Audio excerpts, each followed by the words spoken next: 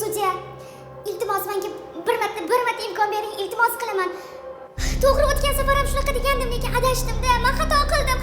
Boshqa narkotika ham qilmayman, narkotika ham sotmayman. Bu yo'lga ham kirmayman. Iltimos, bir marta kechiringlar meni. Men bilmasdan qildim bu xatoni. Iltimos, bir marta imkon bering.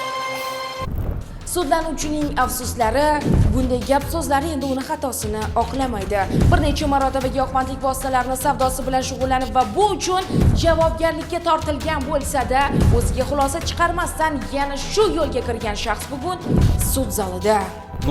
Ayting buni, novoy kelyapti. Bilmayman, ko'ring. Davay, qani.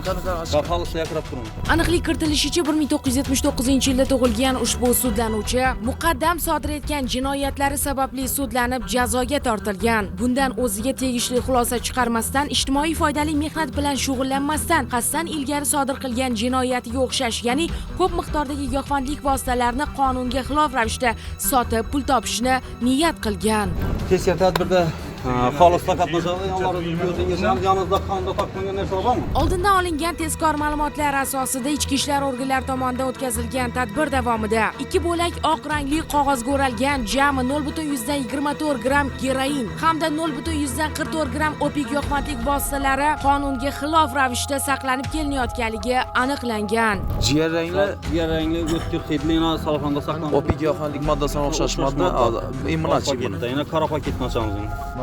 O'ng tomon qo'linda bir bo'lak selofan paketi o'ralgan, to'g'rimi? Pastga yurtiblar. Geran giyohvandlik moddasiga o'xshash mana.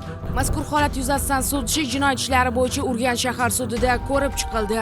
O'zbekiston Respublikasi Jinoyat kodeksining 25-moddasi orqali 273-moddasi 5-qismida nazarda tutilgan jinoyat isboti qilinayotgan ayblar topilsin. Alloh Nodirbek Sa'dullayevga O'zbekiston Respublikasi Jinoyat kodeksining 25-moddasi orqali 273-moddasi 5-qismi bilan 11 yil ozodlikdan mahrum qilish jazosi tayinlansin. Endi ushbu fuqaro bir xatosi sababli 11 yilini panjara ortida o'tkazadigan bo'ldi. Bir savolim bor. Siz o'z farzandingizga, otangizga, onangizga, yaqinlaringizga giyohvandlik vositasini sotgan bo'larmidingiz? Buni javobi yo'q bo'lishi tayin.